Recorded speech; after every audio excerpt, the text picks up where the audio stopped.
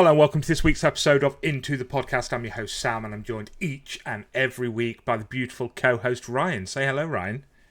Hello there. How are you, mate?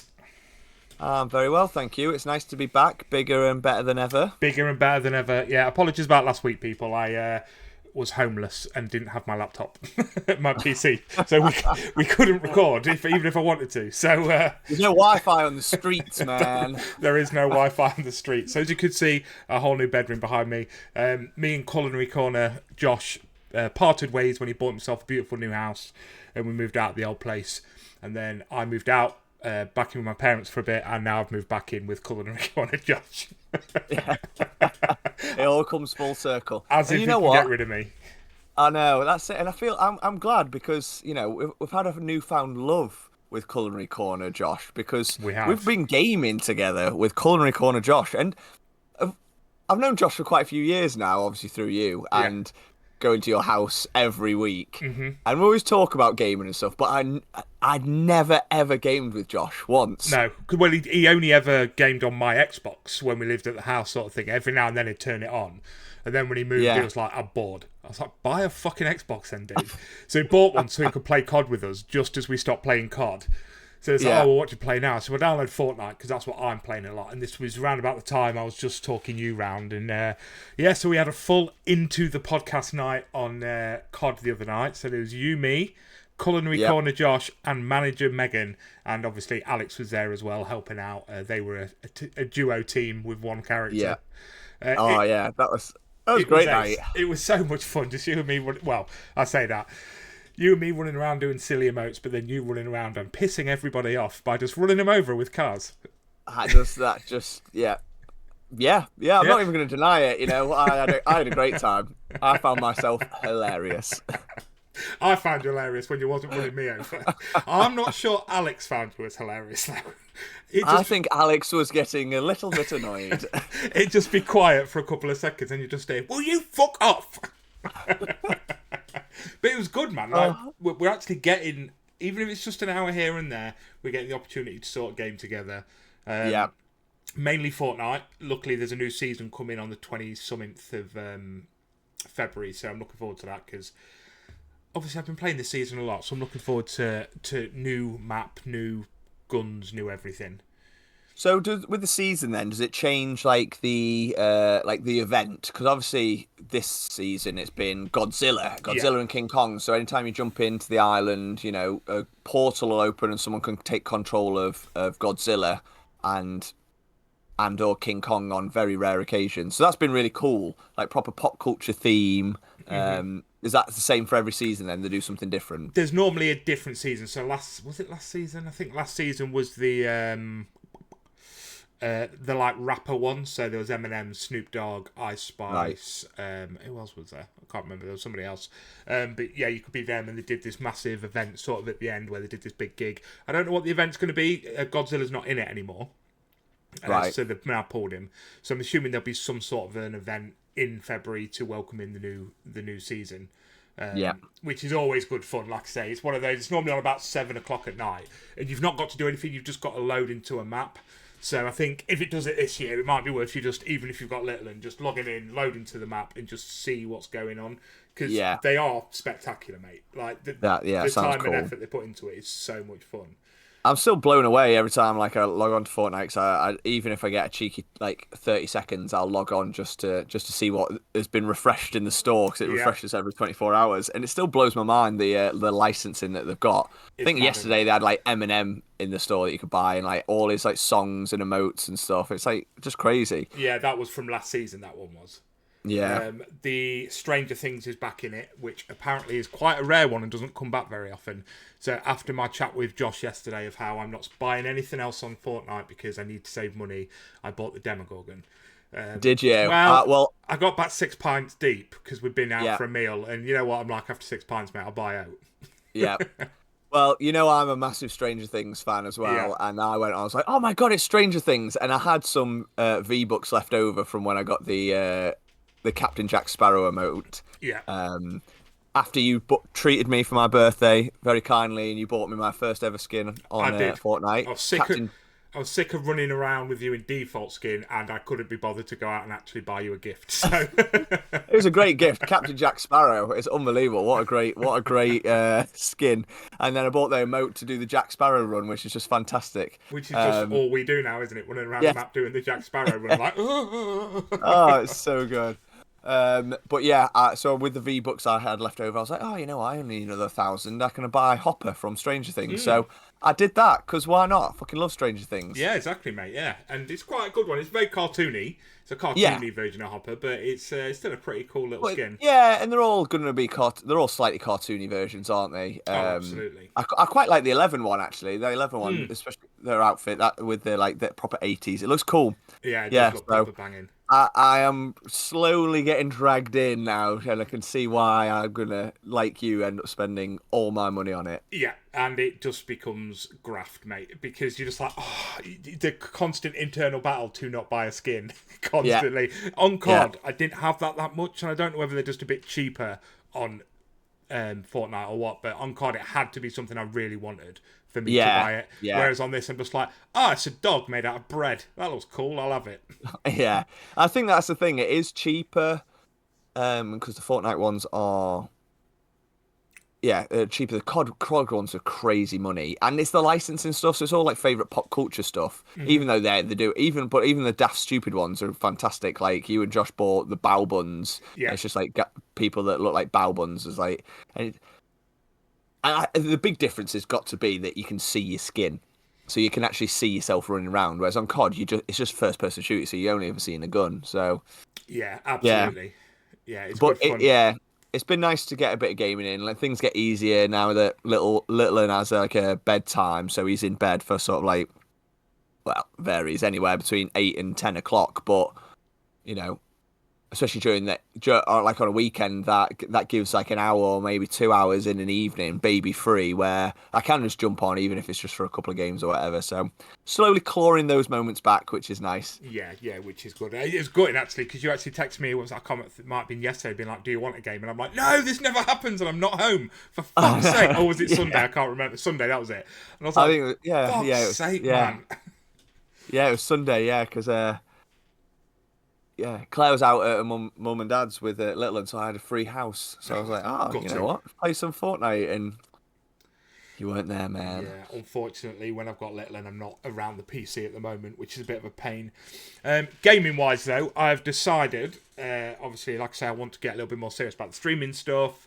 So I've set up all my social medias now. Not done anything with them, but just got them there ready. I'm pissing around with AI clip editors and generators and stuff, just to try and hit the social media market a little bit. But I've decided to go down more of a horror route, because all I'm doing at the minute is playing Fortnite, which is great. Yeah. Because the people that watch me come in and we chat and we might play Fortnite together and this, that, and the other. But you'll never grow unless you are a big Fortnite player.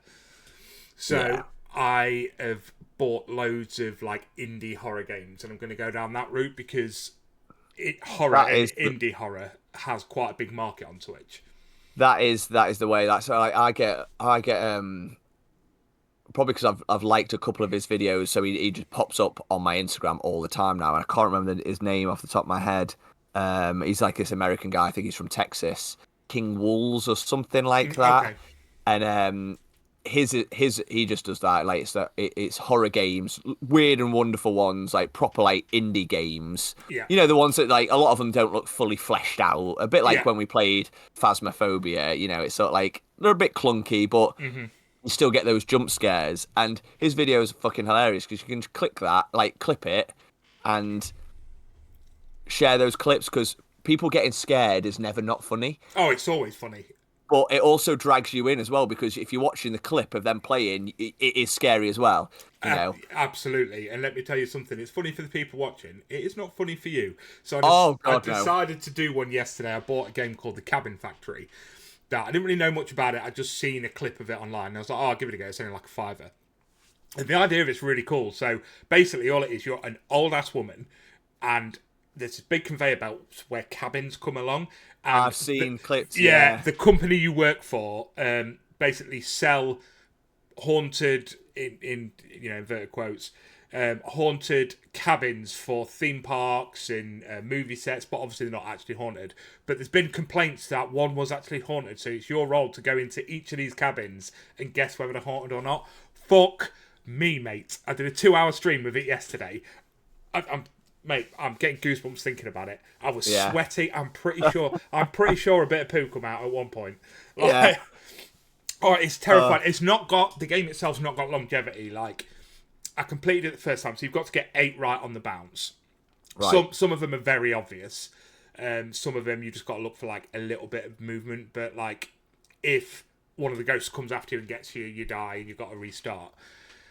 So I completed it. I did 8 on the bounce, and then it's like, 23 left. And when I asked one of the viewers what that means, it means there's 23 jump scares left that you've not seen. And I was like, well, I've only been playing it half hour, and I've already seen most of the jump scares. So I think games like that are probably one of those I'll put on rotation every 6 to 8 weeks, play it for a bit for new viewers to pop in. But absolutely. I absolutely love that. I bought a couple of other ones. There's 2 that I've been told I have to get, which is Visage and Madison, which are meant to be the 2 scariest games you can buy. So I've got them on my wish list. They're not mega expensive, but I think they're about 20-25 quid a piece. So when my Twitch pay comes this month, I'll just invest in a few more of the sort of bigger horror games and go down that route. But it's scary, it's fun, and you know me, I love my horror. I love every horror film, but nothing scares me. Horror games are completely different because I don't like jump scares, really. But even though I love horror, I don't like jump scares because nothing makes me jump in a film. And I think with the gaming as well, it's because you're in control. Like when you're watching like a film or a TV show that's horror, you know, you don't have to do anything. You just sit there and it's just forced into you. You know what I mean? But if you know, like, I've got to go into the room, like, I don't know, got to go into this room or down a corridor or whatever, it's like I'm in control of this character, and that makes it scary because you have to build up your own courage to go forward and put yourself in those situations. It's not just done for you like it is in a film. It's like, here's the jump scare, you have no say in that. It's you have to pluck up that courage. You know, I think last time, because horror games scare me as well, I think last time I played a proper serious one, must have been like Resident Evil 7 or something like that. And I can remember that was scary as shit, that game. And when it first came out, I can remember I went round our friend Kyle's house and we just took it in turns. And literally, like, you know, we were probably like 28 at the time or whatever, 27, like in our late 20s. And we're like little kids, like, it's your turn, you take the controller. And it's like, no, I don't want to, I just had to go. Like, because that opening scene where you go into the cabin for the first time and like she slices your hand in half and stabs you. It's the crawling up the stairs out of the darkness and you see her face like, oh no, fuck that. Yeah, it is terrifying. Yeah. That's a game I've still not gone back to do. But the problem is, a good friend of mine who, like a lot of our viewers watch each other's stuff, she's going through the Resident Evil stuff at the minute.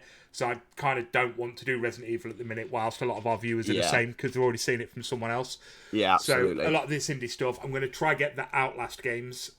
Oh God, just the screenshot of that scares me. Yeah. Just the terrifying. So I'm going to try get them and really push this streaming malarkey. Like I say, I got some pretty good clips from the game the other night of me absolutely bobbing myself and just not being able to cope with it. Like at one point I was like, because like I say, you're staring at something going, is that moving? And I was adamant that this thing was moving, and it wasn't, because it's mouse and key. It was my hand shaking on the mouse because I was just in that fucking much of a mess after having all these jump scares thrown at me. I was like, quality. Absolutely. We'll have to play try and do some 2-player stuff as well. Like, I really enjoyed when we just dicked about the other night playing the horror ones on Fortnite. Obviously, they're clunky, but a lot of them seem to rotate as well. There seem to be new ones on there all the time because I think they're just like content creator ones or whatever they are. Oh, absolutely. And if we're doing them, then we'll stream them and we'll get some bits for you and me on it, because it's a lot more fun when it's the two of us. Oh God, yeah. It's a bit weird one because there are a lot of like scary games, a bit like Phasmophobia, which you kind of need 3-4 of you to play. But I don't know. I'm kind of, it's either me and one other person we're playing it together, or I want to do it solo. Yeah, like, no, I get that. I'm more of a duos or a solos player. I don't like doing it in big groups. I feel it takes it away from you. If I'm going to do the duos, I want it to be with someone like you or Josh or not just some randomer. Do you know what I mean? I kind of want to experience it and have a laugh with somebody who I've already got that rapport with, and we can take the piss out of each other a bit more, and sort of create the content a little bit that way. But it becomes more diluted when you've got more players as well, haven't you? Especially for like a 100%. Horror game. Yeah, it might work on something like Fortnite or COD, where it's like, you know, those team games or a bit more.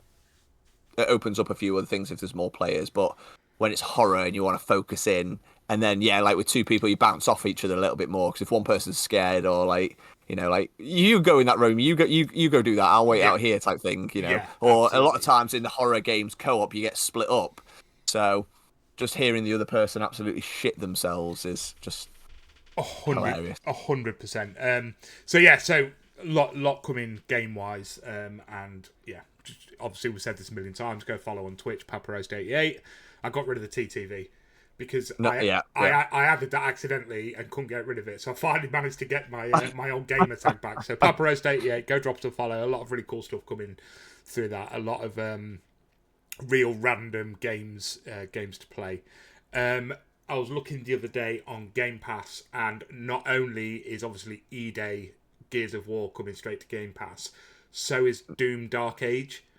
Oh, nice, yeah. I think that comes in May. So there's two massive games there that I've not looked at a game in so long and been like, I need that on like day of release. Yeah, them two are the only games in years where I've gone, I need that immediately. Everything else, I'm like, I'll get it eventually. I'll get it when it's cheaper. So to find out the two games that I probably would have spent the 70 quid on are coming out on Game Pass, I'm so excited about. Yeah, that is good. That's very exciting. I fucking love Gears of War. Probably my favourite franchise. When's the Gears of War released? I'm not overly sure. Let me look at that, but it's already ready. You can already put it on for pre-buy. So okay, so it must be soon then. War E-Day release date is gross, September to October. Ugh, disgusting. That's so well saying that. Fucking how quick fucking life runs by, mate. We'll be there before we know it. And yeah, you're not wrong. Yeah, definitely. So I'm thinking, I tell you what, let's have a little bit of a chat about if we've watched any TV, any films. We'll jump into Snack a Week, and then we've got a little bit of music to talk this week. How does that sound? Sounds good to me. Yep, sounds good. Cool. Is there anything in particular that you've watched or, you know, been sort of getting involved with TV shows that you want to chat? Do you know what? I'm in a really weird place in my life with TV at the moment. Oh, really? Like, yeah, I've moved into the sort of gentle, heartfelt comfort watching of British TV. So, like, one of my favourite shows of all time, maybe my favourite show of all time, is Detectorists, Detectorists, which I spoke about loads. It's one of them. It's a hidden gem of a show. It's 3 series about, a couple of mates, like middle-aged blokes in the middle age, that are part of a metal detecting club, and it sounds like it should be like slapstick and stupid, but it's not. It's like very like you could swap. It's not about metal detecting really. It's about 2 men that love their hobbies and just going about day-to-day life and just excited about their hobby, very and they simple, just go out together and they chat shit, and it's just, you know, it's written, directed and starring Mackenzie Crook. Obviously people know him from The Office and Pirates of the Caribbean and whatnot. And Toby Jones is the other main star, and it's just really gentle and really heartfelt and lovely. Like shots of like them in the countryside, out, like the music done by Johnny Flynn. It's how I discovered Johnny Flynn. One of my favorite artists. And it's a proper comfort watch for me. You know, 30-minute episodes, 6 series. It's funny, it's heartfelt, it's just beautiful. Everyone should go watch Detectorists. I've been trying to get Megan to watch it. I think she's started it. It's one of them that not many people know about. It's on Netflix. It's on iPlayer.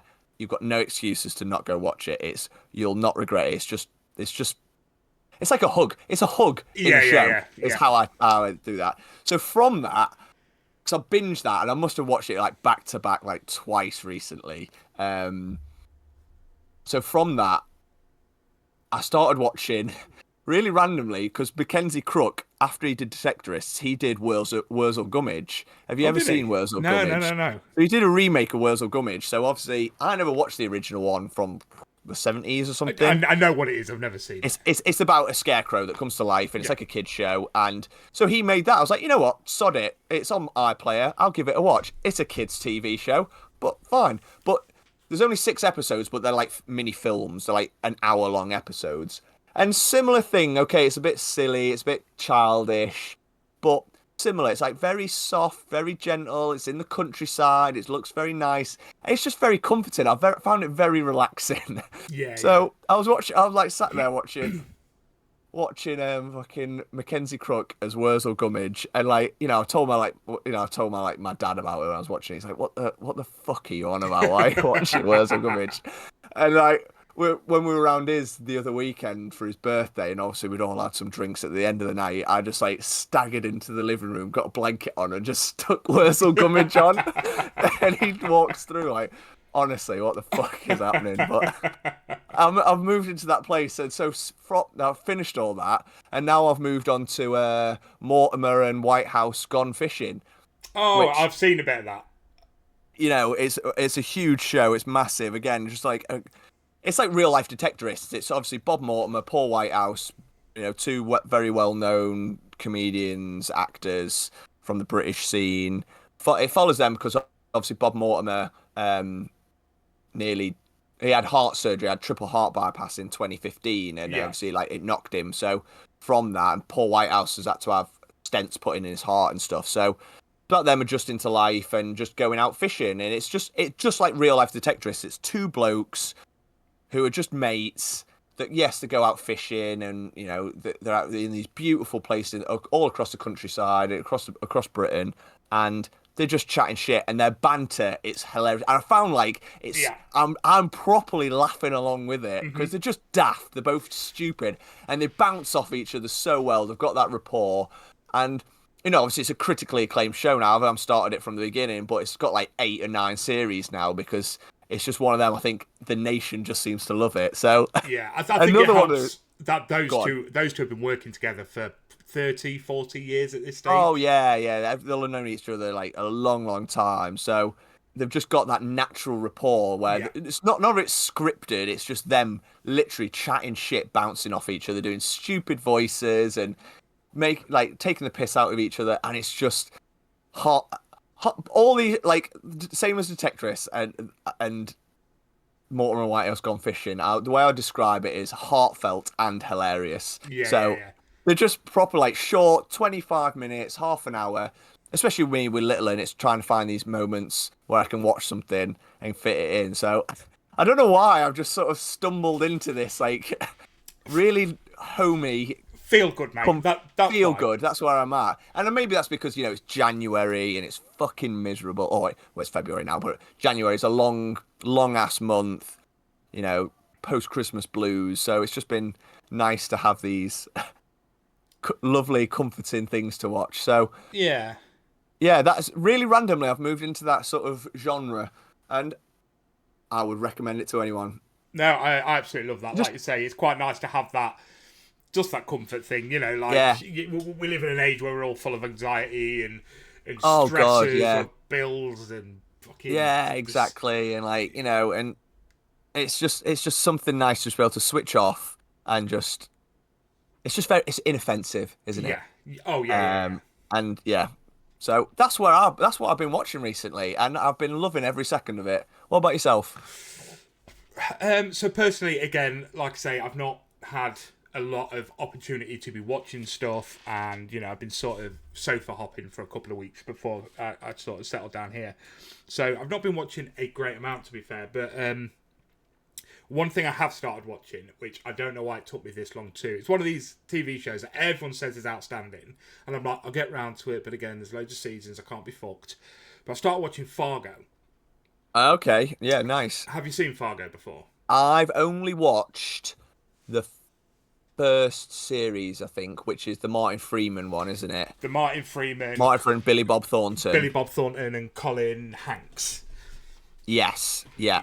It's so I was speaking to someone about this because I was absolutely loving it, and they were like, "It's one of the greatest TV seasons ever." Season 1 of Fargo is, and bloody is. Like, I was hooked the whole way Yeah. through. Watching Martin Freeman's character development the whole way through it, from what he was at the beginning to what he was at the end. Like, it was so good. I'm now on season 2, and I've heard a couple of people have said season 2 isn't as great, but it's kind of the whole way through it. You've got the dad who used to be a cop, the guy at Lou's Diner, the guy who owns the diner. Yeah. He talks a lot about, when I was a cop and I got shot, and this big story happened that I'm not going into, and I think this kind of covers that. So he's played by Patrick Wilson, and I love Patrick Wilson. Yeah. He's one of these people that is just in everything. It doesn't matter the genre. You'll get Patrick. It could be horror, comedy, serious. Yeah. And he's just great in everything. Him and what's his name? Thingy Clark, who's in quite a lot as well. Not Kevin Clark. I can't believe it. I know you mean. Do you know what I mean? Jason Clark. Jason Clark, yeah. Them two are just two people that are in everything, and they're two actors, yeah, and everyone knows their faces, but no one knows their names. Yeah. Like, if you said, "Oh, Patrick Wilson's in that," they go, "Who?" Yeah. Or Jason Clark, he's another one. I always forget his name. Yeah. Every time. But he's ace. He's such a great actor. Yeah. They put in banging performances, both of them. Yeah. Billy Bob Thornton as a bad guy in this is one of the greatest performances I've seen in a long time. Yeah. He is unreal. So he's got this really weird haircut in it, like this really boyish haircut for the first half. And apparently I was reading up on it that he just turned up to set on day one of shooting with this really shit bowl haircut. And the director was like, "What the fuck are you doing? Why have you got that?" He says, I went into the local barbers and just said, "I want the best schoolboy haircut you can give me," because he wanted his character to be he wanted to give him a boyish look so people won't believe what he's about to do next, because everything he does is fucked up. He's vicious, he's ruthless, man, woman, child, pet, animal. He doesn't care if you're in his way, he's going to take you out type situation. And I absolutely love Billy Bob Thornton because he's mad anyway. He's mad as a box of frogs, isn't he? He just turns up with such a dickhead haircut. It's just well, this is what I want to go with, so we're having it. Yeah. I don't know if I actually saw the end of that series. I can't remember it. And when I did watch it, I think I watched it when it first came out. Quite a while ago now. So a long time ago. So I definitely need to go back and rewatch it. But it's like an anthology series, isn't it, Fargo? So every series is a different story, different character. Same with True Detective. I don't know much more about other series of Fargo. I know our boy Joe Keery was in last season, maybe. I think it was. I mean, the cast list for all of them is crazy. So, season 1 as well had Bob Odenkirk in it. Who again, another one I actually love. But when you're going through the seasons, Hugh McGregor's in one of the seasons. Ted Danson, Kirsten Dunst, Chris Rock, John Hamm. I think I already said it. Just so many people. Yeah. Kieran Culkin's in this, and I fucking love Kieran Culkin. Oh, he's on a absolute riding a high at the moment, isn't he? Massively, mate. He is so good. Nick Offerman, he's in it. It's just such a massive cast list. And I just think as it went on, because they got such a great cast list for season 1, everybody loved it. I think this is one of these seasons where everybody wants to be involved now. Yeah. Oh, yeah, definitely. I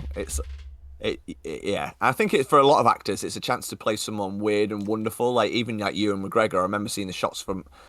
I've not seen his series, but the stills of it, and he got big mustache and thin in hair, and it's long and lank, and it's balding on top, and it's just a chance for them to put themselves out of the comfort zone or play someone completely different. I think actors, a lot of actors love that, don't they? Thrive on that. So 100%. I did get tagged in something the other day, and it was one of those, I was busy, so I didn't read the article, and I've still not, and I need to go back because it was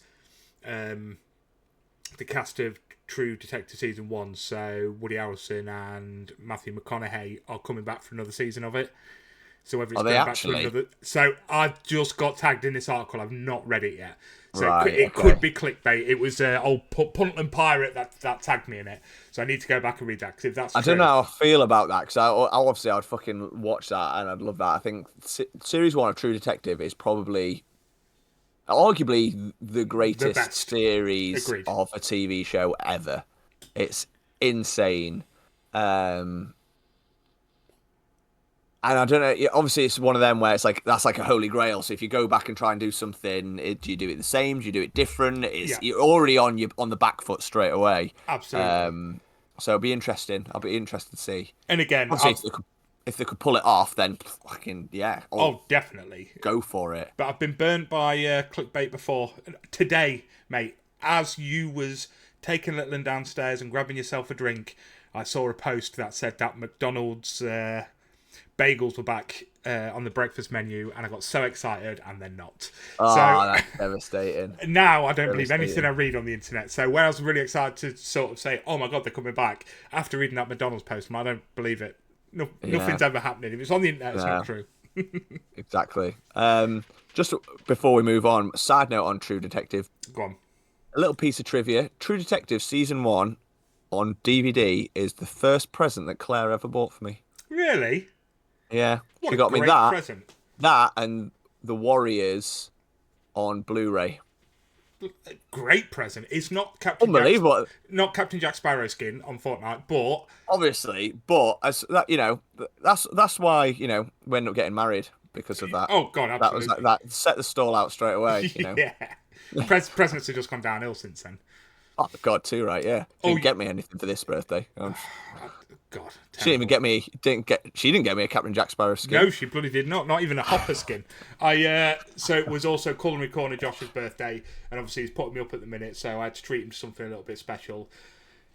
He, since day one of us buying Warhammer, has been like, let's have a little look, because Josh ain't a nerd like us, he does his stuff.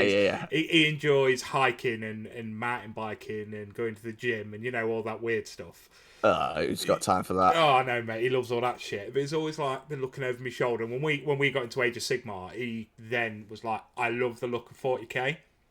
Love the look of the Necrons.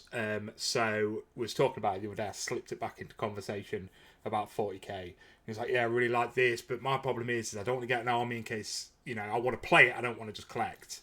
I don't know if I like the game, because I was going to buy him the Necron Combat Patrol for his birthday, which is pricey. It's £100. Yeah. And I was like, it's not the money, because he's done me a massive favour by putting me up. It's more that I don't want to buy him something that he's not going to enjoy. So I bought him the starter set for 40k. So it just comes with 5 Space Marines and 10 Tyranids. Push them together so you're not got to glue them. Very simple to paint. Comes with like 5 paints. Rule book, dice, everything you need. It's a game in a box as well. It's a nice. It's the starter sets that Games Workshop do are brilliant. To be fair, they're really good. They're really good value for money, and it's a great introductory. It is introductory. So, yeah, perfect. So I bought him that, and I said, right, this is what we do, mate. It's one of these. We'll play it. If you enjoy it, then you can look at buying an army, or it could be one of those things that you like. I'll buy myself some bits, and then for birthdays and Christmases, ask for other bits to build the army up and just spend your time learning to paint. But I was like, we got it, we can play it. There's a quick 30 to 60 minute game on tabletop, and if he likes it, it does. So hopefully we should get another one involved, and we can start playing a bit of 40k soon. Yeah, nice. Which I'm excited about. Right, we are halfway through the episode, so should we stop for a little snicky snacky snoo? Let's absolutely eat something. And I'm telling you something now, it is not going to be a McDonald's bagel, because they're not back. I'd heard they were, I don't know where I'd heard it, but someone said that they were back. They're liars, mate. So somebody's lying to me, and I don't like to be lied to. I like honesty, mate. So we'll go with it. So what we'll do is we'll pull out little Drew Flanagan music, because we are going to be chatting music after this little segment. So we'll give him a little bit of hype before we start. So Drew, sing us in, baby. Here come Sam and Ryan, listen to them both speak. They've come 2 hours on with their pop culture critique. But are you even a nerd if you don't overread? So come on everybody, it's the snack of the week. There he is, Drew Flanagan of Drew Flanagan Music. What a beautiful man. Lovely, lovely man. He's a lovely man, and he does them good songs. He does do them good songs. The songs that you listen to and go, oh, bloody good that.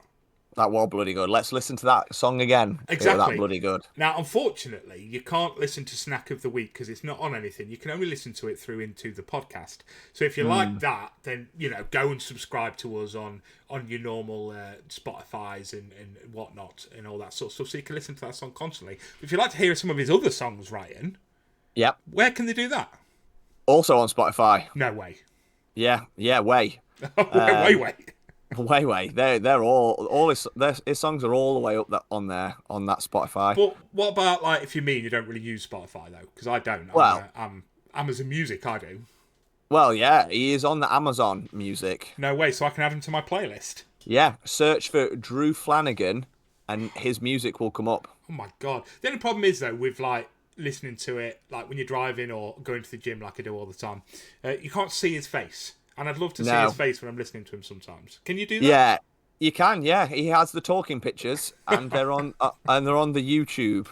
The talking pictures will never not be funny to me. that will always be funny. So, like, we can watch him, like, moving and talking and stuff. And, like, yeah. Oh And they've got his whole band on there: Drew, Andre, Andrew, Drunevsky, and Andy, Rue, Doctor. Ew. Ew, you know, and yeah, Dre. They're all on there. They're all on there. I absolutely love that. So if you want to see him and all the band, check him out on the YouTube. Yeah, because I mean I've watched a lot of his music on YouTube, and you know when I look at him on the YouTube, I think you look like you'd smell good. Yeah, if only I could see him, but then be stood close enough to have a sniff. Yeah, well, he does bottle his scents, and you can buy that from his. That's not where I was going. His social media pages. That wasn't where I was going, Ryan. Shit, I missed the signal there. Wrong road. Right. Well, I'll do a U-turn. Right, we'll go back to that junction again. Smell. We've got two signs. We'll go the other way. Yeah. You can smell him in person if you want. Oh my God, no way. He does gigs. He plays gigs and stuff. Yeah, and he does. If you want to find where his gigs are, they're on his social media pages. Instagram, Facebook. Oh, they're all there, mate. All of them. We don't think of him as X, but, whatever. Yeah, whatever. Oh, great. Well, that's it. He's a lovely smelling man, and that's what we like about him. Yep, right, enough about Drew, more about eating stuff, because I'm bloody hungry, and after we've done this, I've got to go make a Thai green curry, which I'm looking forward to. You know what? I love a Thai green curry. Yeah, I'm looking forward to it, but I've got to cook it first, and I'm that is annoying now. So this week, I think I'm going to go first. Okay. I always let you go first, so I'm going to get a little something. And we're back to that good time of year. Super Bowl's just around the corner next weekend. Very excited. We've got the chili dogs ready to go for Sunday, the nachos ready to go, got the beers in the fridge, everything. Boom, baby. But that does mean that the centre aisle at Lidl and Aldi have a load of American stuff in. Nice. Which is my favourite time of the year. So I picked up some little crispy crisps. Oh. Hot dog and onion crinkle cut crisps. Very nice. Now the problem is, I told her that because my daughter opened them. So they might be a little bit soft. Well, when was she here? She was here Sunday, so been a couple of days. I'm hoping that should be all right. 2 days, couple of days, should be fine, surely. Yeah, I'm hoping. But I love a hot dog, and I love onions on my hot dog. So me too.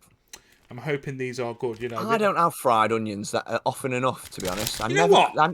I never cook them in the house, and I don't know why, because I fucking love them. Yeah, me too. I literally only ever do them if I'm doing hot dogs, and that's rare. Yeah. Because even then, if I'm doing hot dogs, normally it's like, it's because Littleton's asked for hot dogs, so it's like, she don't have them, so it's just a bit of cheese or whatever on top, or if I'm doing it for the boys and we're having a lot of them, I make chili to put on top. Yeah. So you're right. Yeah, I'm going to start fried onion in a bit more. I might do the same, Right, I'm going to get me snaz in here. What's this? How do they smell? Do they smell like hot dogs and onions? When you really get your nose in there, you can smell a little bit of fried onion in there, but they do just smell like meat crisps. I don't know why. Are all meat crisps just smoky bacon in disguise? Pretty much, yeah. I think they might be.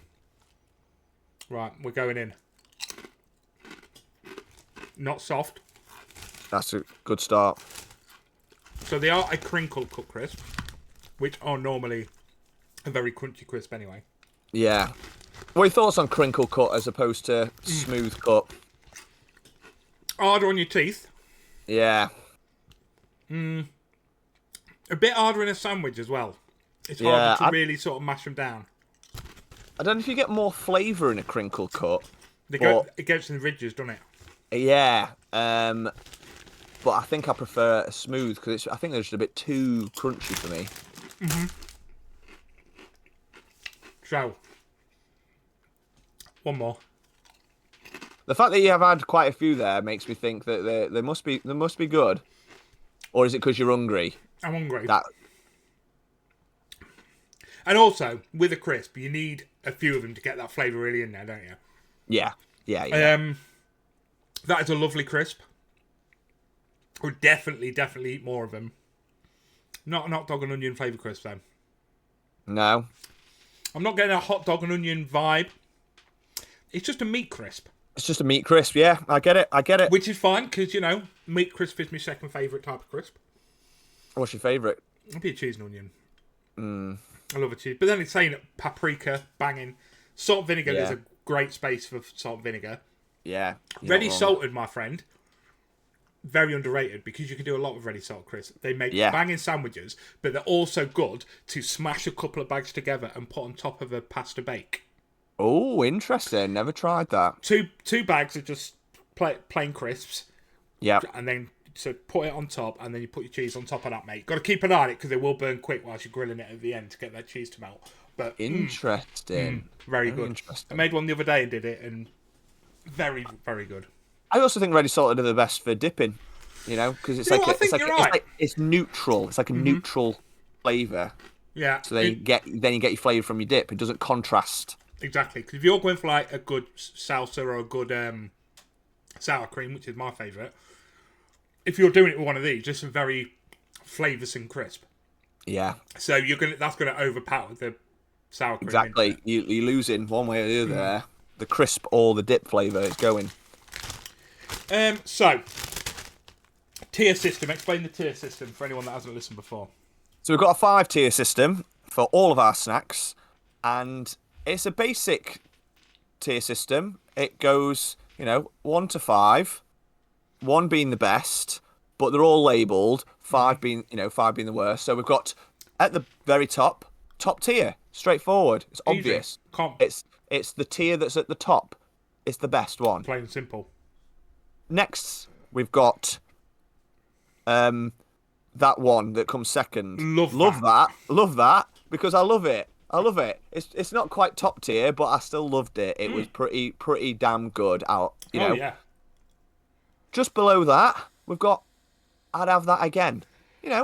Not bad. Yeah. Not bad. I'd get that again. It didn't blow me away. It was very middle of the road, but I'd have it again. And that's the important thing you need to remember with I'd have it again is that you'd have it again.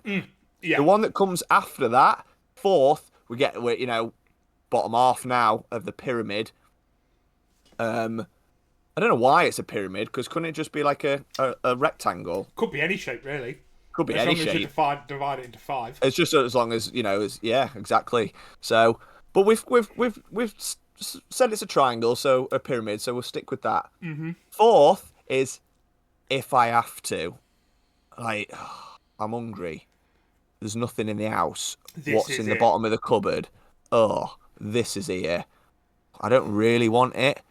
I'll have it if I have to. Yeah. Makes sense, that.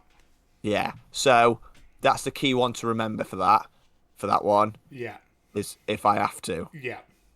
And then at the bottom, that's the worst tier. So for that one, it's whatever you want to call it. Bottom tier, the shit tier, the 5th tier, the worst tier. It's that shit we didn't name it. Exactly. The tier that gives you tears. Yeah. Whatever you want to call it. I like that. So there's the tier system. That is the tier system. That was very good, Ryan. You're really getting this well. Yeah, we're there. So I'm going to put this on that tier system, the triangle that it is, or maybe whatever. I'm going to put it smack bang in the middle of I'd have that again. Only because as a crisp, I did really enjoy it, and it's top end, so nearly at love that. But it lied to me, and we've been through this before on this show. If you lie to me about the flavour, or you lie to me about something on the packet, you lose points. I don't like liars. Yeah, I get that. Lie to me about the flavour, I get it. It's not going to be that easy to get the flavour of a hot dog and onions. So just don't make hot dog and onion crisps.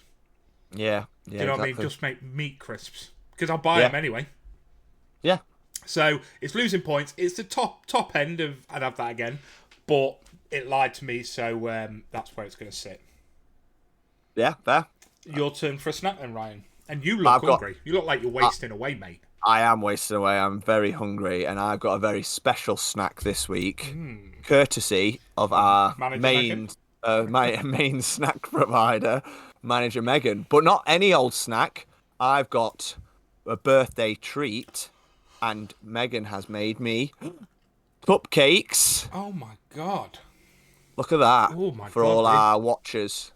Now we've been here before. Manager Megan made into the podcast cakes when she came onto the show. They were unreal. Like, they were top tier. So we already know her baking skills are pretty good. I have already eaten this before, so it won't come as a surprise, but I've got leftovers and I had to bring it to the podcast. Oh, you can't not, can you? Normally I tell you off for that, but it's allowed because it's Manager Megan. So flavouring wise, she went for coffee, I think, and Megan, you'll be able to correct me if I'm wrong, but in the buttercream, I think she mixed in coffee. So it's a coffee flavoured cupcake. And you love coffee. Look at that. It looks mint. Looks mint. I do love coffee. I do love coffee. Get it in your I have to ration my coffee though. Oh, me too. Well, I say 2 a day. You see, it's not how many I have in a day; it's when I stop. Yeah. So I try not to have one after 2. But before that, fair. I can have 10. It's fine. Yeah. All right. Fine. I'm going to bite into this now. Yeah, bit messy. It's going to be all in my beard. But that's fine. It looks soft. Very soft. Ryan's face is slightly confused because he doesn't know. I'm just going to go off what I can see, and I know Ryan quite well. His face kind of says, "Do I want to make love to this cake? Yes, maybe I do. Or do I want to marry this cake?" But you can't, Ryan. You're already married. This cake has never got you a Blu-ray of the Warriors. Well, he hasn't. But if it did... Bye-bye, Claire. It must be good. You keep saying things because I'm going to eat the whole thing. It must be good because Ryan is not stopping. He's going to eat this whole cake on the episode, which is great because we started this segment 20 minutes ago. We're not going to have long to talk about music, Ryan, at this stage. Keep talking. Oh, well, that I want cake. Manager Megan. Manager Megan will be on in a couple of weeks, so we have been advertising the poddies that are upcoming. Manager Megan is going to come onto the episode. That was going to take a bit of planning, so we need to get together and plan it. We can't just turn up and do what we do here of talk bollocks and spend way too much time on that 2-minute segment that we should have in the middle of eating snacks. So we need to plan it very well. It'll be a longer episode, but Manager Megan is going to join us. She will be joining us for streams very soon, as soon as we force her to be on Fortnite more with us. So it's going to be good to get Manager Megan more involved this year because, she is just as important as me and Ryan. And I don't think I've ever seen her eat a whole cake on episode because she understands how much pressure that would put on somebody else to have to talk about nothing for 5 minutes. It's nice to see that Ryan's taken the time to lick his fingers before jumping in to talk. Top tier. Simple as that. Was that a banging cake? That was great, that. Yeah? It looked Could you great. tell? I could tell, mate. It's very rare Ryan's quiet. Unless he's eating something good. Or doing something mischievous or doing on a something game. naughty, yeah. So that was either a naughty cake or a good cake. Well, nothing to discuss then. Just top tier. No discussion. It was incredible. Fantastic. As always, Megan is a fantastic baker. She's a fantastic baker and she does buy us the best snacks as well. Right, we've got 10 minutes left. Maybe a little bit longer, depending on how we feel, but we have got to discuss. We've both been to the music gigs recently. We have. So you go first, my friend. Talk us through your music experience recently. I have gone away and listened to this artist you're going to talk about, so I should be able to pitch in a little bit. Cool. So if you follow us on the social media, and if you don't, then you're missing out. and all big that time. top quality content. Yeah.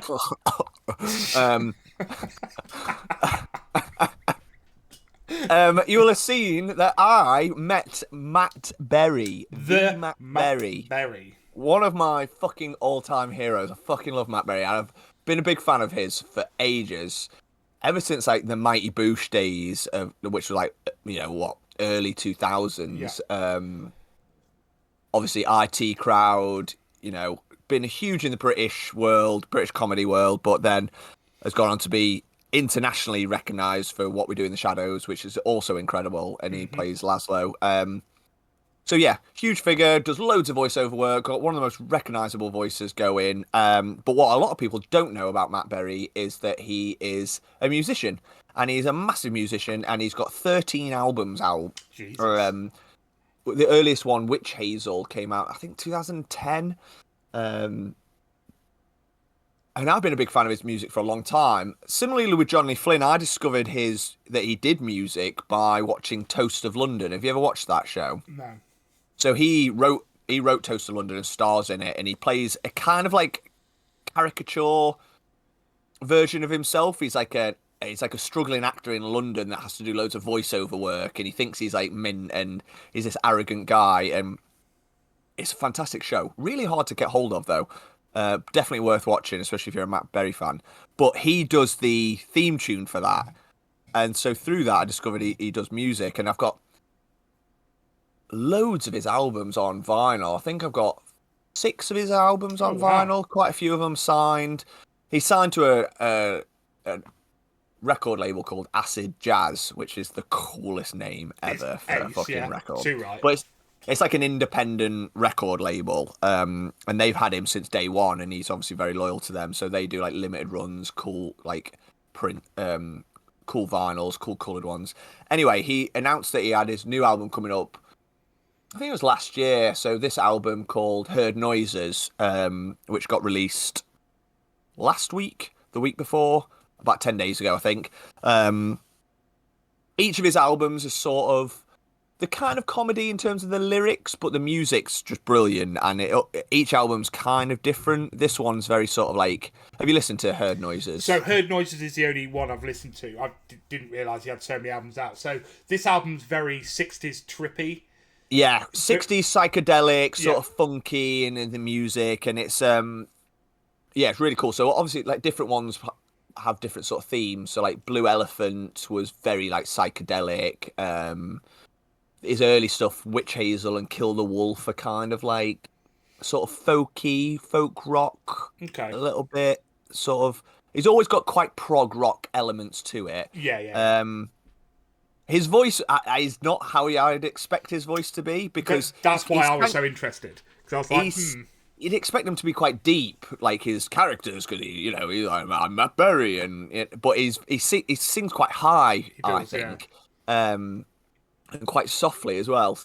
But it's all about his music. He plays all the instruments on the album. Does he? Apart from the only thing he doesn't play is the drums. Okay. So he does everything else, and he just he just writes all the music and does it himself. And he sort of spoke about this on when I went to see him, and he sort of said like he could get session musicians in, but he just knows what he wants to do and he just does it, and it's just quicker. So I play. And if you got that talent to just pick up an instrument and go, I want to learn. I'm going to learn how to do this because I want it on this record. Absolutely insane. That is insane. So he does have a live album, which is one of my favourite albums, but he never tours. I've never ever seen him tour. So then it got announced last year that as part of this new album, he was doing some events at Rough Trade. And Rough Trade is a music shop, really. It's a record store, and they've got sites across the country. Johnny Flynn, when me and Drew went to meet Johnny Flynn and did a mini gig, that was a Rough Trade event. So it's kind of like an album launch event, and that we went to see him in Nottingham. So I managed to get tickets for that. Tickets were pretty cheap, like 35 quid, but you get a copy of the vinyl for that. The vinyl's 25 quid in itself. So I couldn't believe it when we managed to get tickets for that. So I've been excited for this for a while. Obviously, it's sold out instantly. So So went to Rough Trade. We went last week. So it was me, Claire, and my mum and dad managed to get tickets as well because they're quite big Matt Berry fans. And it was kind of like an evening with type event. So he came on and it was just him and Ed. Can't remember his second name, who's the head of Acid Jazz Records. Yeah. And they just sat and chatted to like the audience, sat down and chatted for about, I don't know, 40 minutes, something like that, half an hour, 40 minutes. Just like Matt talking about his life, telling funny stories, anecdotes, and they sort of bounced off each other and they had like sort of good banter. So it was really funny. And then they just opened it up to a Q&A, which was brilliant. And they were like, he wasn't pretentious. I thought he'd be a little bit like, this is about my music, so let's not talk about film and TV, which I would have got because, like, you know, he probably talks about what we do in the shadows all the fucking time. Yeah. He's probably bored of that, but he was like, ask me anything, film, TV, whatever. And I always worry a little bit with Q&As because I think, people are cretins, and you get some right fucking cringy questions sometimes. And it was pretty good, to be fair. The questions that were asked were really good. There was one cringy one from some people that were like dressed as vampires, and they're like, "If you were what's the best thing about being a vampire?" He's like, "Oh, nothing. Shit." Like, he's like, imagine having mental health issues, and then you're never gonna die, so you're just gonna suffer with your mental health forever. And then one of the cretins were like, "Yeah, but vampires are beautiful, perfect beings," and you're like, "Fuck off, just get out, you little fucking weird goblins." They were vampires, not goblins, dickhead. Yeah, they wish they were vampires. Clearly. They're fucking troglodytes. But other than that, the questions were really good. And you know what? It was a brilliant night. He's so funny. He's very, he's quite reserved in real life. He's not, he plays a lot of really outward characters, doesn't he, that are over the top and eccentric, but he's quite reserved, almost a little bit, not shy, but slightly timid. Yeah, but he's still really funny, and he's got obviously that natural way, like, where you're hooked on every word he says. He tells great stories. He's just someone that's got that knack to drag you in. You're just hanging on his every word, as well as being hilarious. So it was really good. He did that. So that went on for about an hour or so. Claire managed to get the last question in, which was. If you were to do an audio book, like, what would you do? And will you do one and will you do one? I know, yeah. And he said he'd like to do one. I can't remember what he said. It was something like The Tangerine Man or something like that. But and then it turned into a signing session. So afterwards, so you just, you could just go up to him if you wanted to. Obviously, everyone had a copy of the album because it came with a ticket.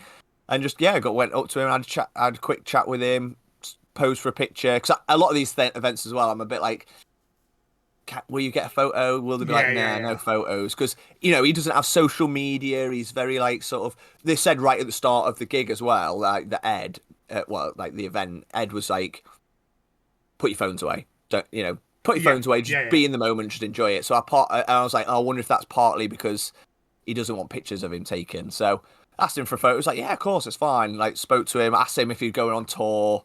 He said he'd love to, but he's just really busy, just super busy all the time. He's got loads of commitments. Of course.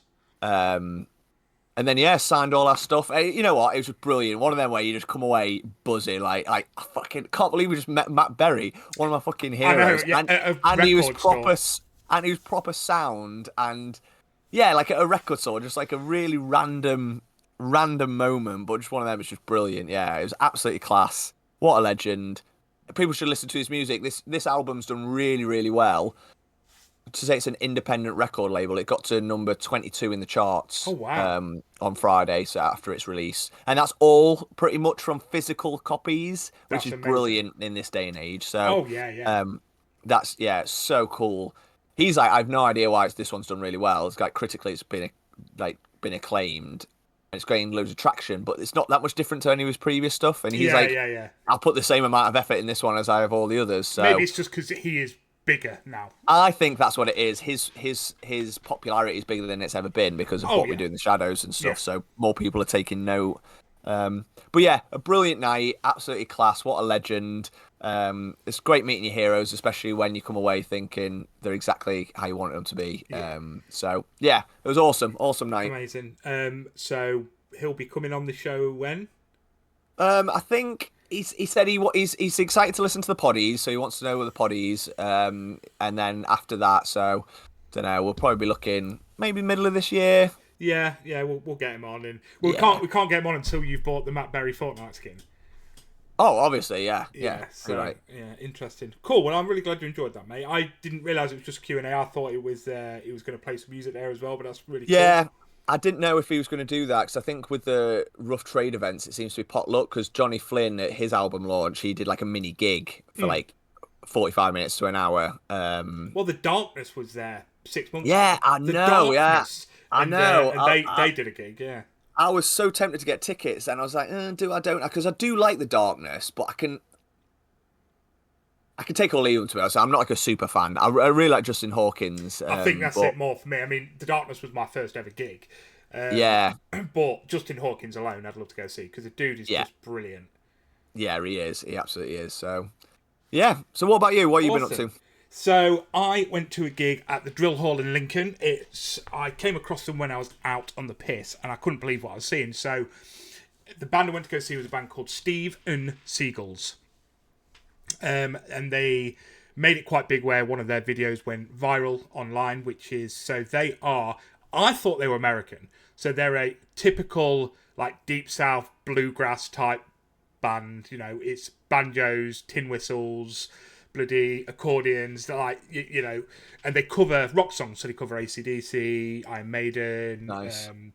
Journey, stuff like that. They do some banging covers. And it was the Thunderstruck made it big. But they're actually a Finnish band, which I didn't realise until I sort of looked into them a bit more. Because I just saw them as, oh my god, these are really cool. They do some great covers. I'd heard a few of the bits. And I was like, what the fuck are they doing in Lincoln? Then that's when I found out they were Finnish. So I was like, well, I need to get tickets. Nice and cheap. So yeah, I went to go see them. Lovely. I mean, the Drill Hall's fine. It's a nice little venue. It's quite small. It's owned by the Lincoln College, so there's not a lot of money put into it. It's I think it's a class whatever building, so they can't do much to it. But it's fine as it is. Yeah, it's a lovely little venue. It's very intimate. Wherever you stood, you can get a pint and see the band at the same time, which is great. So they were fine. They were really good. They was really good fun to watch. They did some great covers. Just great to see. You know, like their accordion player is this big, massive 7-foot burly, chubby guy that only wears dungarees and this stupid like Cossack hat, and you know, like they just look amazing as a band, and they were brilliant. But that's all I'm going to say about them, because their support band was a band called The Cane Pit, who I'm repping on my t-shirt right here, The Cane Pit. And very cool. They were, so you hear a lot of genres when it comes to music, especially when it comes to hardcore, you know, real heavy stuff. They just invent genre names. And this is a genre name I'd never come across, so they are punk grass. Punk grass. So they are basically a mixture between the Dead South and any punk band from the early 2000s. Yeah, okay. You know, the lead singer has that typical punk look of the trucker hat, the sleeveless red and black checkered shirt, you know, baggy jeans, but he's rocking a double bass. And you've got an acoustic player, an electric player who wasn't overly heavy, and then a banjo player. These guys were unreal. So I looked into them afterwards, you know, like 1,000 likes on Facebook, nothing huge, you know, they're clearly still just sort of getting out there. But every song was so catchy. They was great with the audience for a small band. And yeah, I mean, I bought their EP, little 5-track EP, and I think there's 2 or 3 extra songs on Spotify or Amazon Music. So they've not got a lot out. This still seems to be very new. It was just one of those gigs that I got there. It was pretty cool. Got a load of beer in us. Went out for a few beers beforehand. As you do with a small gig and a support band, you get right to the front, and I was just mesmerised. I went with my friend Lee, and she kept like, she was a bit pissed. So she's like, hey! And I was like, will you shut the fuck up? I'm trying to listen. Like, should we go get a beer? I'm like, no, I need to be stood here. They were just so unreal. And the best thing about a band like that, a gig like that, is they're obviously all going to go over to the merch table and just hang around which I love. So I went straight back there, bought the t-shirt, bought the vinyl. I honestly couldn't have bummed them anymore. I was like, I was like, watching you guys has made me miss music. It's made me want to be on stage again. It gave me energy that I didn't realise I still had. Like, it really made me feel a certain type of way in music. So I've kind of not been off music, but I'm not as into it as I was when I used to play music myself. And they were just so sweet, so nice. Like, you know, when he was signing my CD, slipped his, without telling me, slipped his set list into the thing. And nice. I were a bit pissed. You know, the next day it's like, what did I say? I remember the majority of the conversation, but I was very drunk. And I was just like, oh my God, you guys just say, I love you. You're great. Yeah. But I was chatting to the lead singer. And he was this real young-looking guy. And I was just like, oh, you know, blah, blah. I was like, the best thing about, you know, being in a band and music and stuff, I was like, do you have kids? And he said, yeah. I was like, you know, when they grow up and they get into it. I was like, you know, me, who hasn't done music in a long time, it's lovely that my daughter's grown up and gets to experience that. And he's like, oh, yeah, absolutely. He's like, all of my kids love my music. I went, all? Because like I said, this dude looked like 20. I was like, how many you got? He goes, 3. I said, how old are you? He goes, I'm 42. I was like, I look like your dad, and I'm 5 years younger than you. I was like, what the fuck are you doing? I was like, clearly punk grass is the way forward, mate. Like, punk grass keeps you young looking, because this dude looked like a child, and he looked so young and youthful, and he had such a spring in his step. And I was like, how are you in your 40s, bro? That is quality. But honestly, I cannot recommend this enough. Like, Steven Seagal's were great. Definitely check them out. I bought their vinyl whilst I was there. Nice. Really loved them, but the standout of this band was the Cane Pit. You know, still quite small. What I love is Steven Seagal's had a big tour and they got picked up for 3 parts of it. So they're from Norwich in the UK and they got picked up for 3 gigs. And what I love is obviously I followed them immediately on social media, and you know, it's great to see that they're now sharing their music and going, oh, because we've had such good reception from the Lincoln gig and because we've had such good reception from the Leeds gig or whatever it was the next day, like, they're obviously getting more notoriety from these gigs. Yeah. And I absolutely love it. Like, I've seen them once and I feel invested because I've listened to their EP. I mean, we went on, when did we go? Saturday? We went, so a couple of days ago. I've listened to their EP 4 or 5 times a day since. Yeah. Because I've just had it on in the background. It's so catchy, so brilliant. I love that. That is one of my favourite things about going to gigs is the support acts. And on at least 5 or 6 occasions in the last 2 or 3 years of us going to gigs, because, you know, me and Claire pre-baby went to a lot of gigs. And so many times we've come away and been blown away by the support act. And then that support act has gone on to be like some of our favourite bands. Oh, yeah. You know, I think of like things like Stone, who supported... Who did they support? We went to a Youngblood gig, which was really random, and Stone came on, this band we never heard of from Liverpool, and they're absolutely class. And I've seen them about 3 times now. Claire's seen them about 5 or 6 times. And it's just so cool seeing a band like that, like you said, like the Cane Pit, seeing them at a local gig where you then get a chance to chat to them, get them get their stuff, and then seeing them build and go from like 1,000 listeners on Spotify a month to like 10,000 to 20,000, and you think you just end up really rooting for these people, and you feel properly invested in their story. I already feel invested in this band, so a bit of a plea here is the Cane Pit, so that's CAIN Pit. Go follow them on Facebook, on whatever. Definitely listen. I'll get manager Megan to share one of their videos on our thing just to give you a taste, because they are brilliant, and I think anyone with our music taste would absolutely love it. But go follow them on social medias and tell them we sent you. I was speaking to the guys. I was like, I do this podcast, and I was like, it's not nothing big, but I want to push you in every way I physically can to anybody that will listen to me talk. I was like, because I love what you guys are doing, and you deserve every bit of success that sort of comes your way, and these guys really do. So go follow, go listen. We'll get manager Megan to put something out there, because it's given me, and like I said, it's given me energy I didn't know I still had. Like, I love it. That's awesome. It's made me want to get the guitars back out and start playing a bit, and it definitely made me want to buy a double bass, but I just don't have room for a 6-foot instrument. But you know, maybe the banjo. Maybe I pick up a cheap banjo. It's not smaller, and then you build up to the double bass. Yeah, exactly. So we'll learn. So that's us for this week. Have you got anything else you'd like to discuss, like to bring up, like to ask from the people? No, I don't think so. Was that a trick? Or did I have something? We hadn't pre-arranged anything this week, had we? Nothing at all, mate. No. So then no. Cool. So we have the poddies coming up in a couple of weeks. We are still sharing that. I'll get together with you, Ryan and Megan, at some point, even if it's just over Discord, just to have a chat.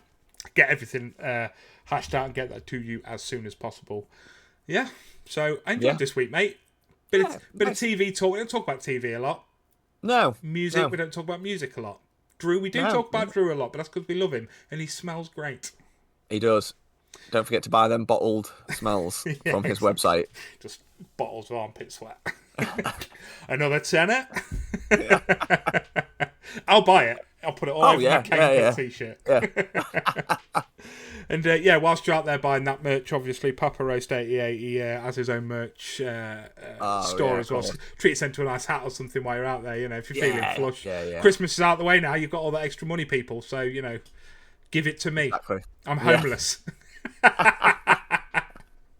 Right, that's it for this week. Thank you all very much for listening, and we will see you next week. Peace.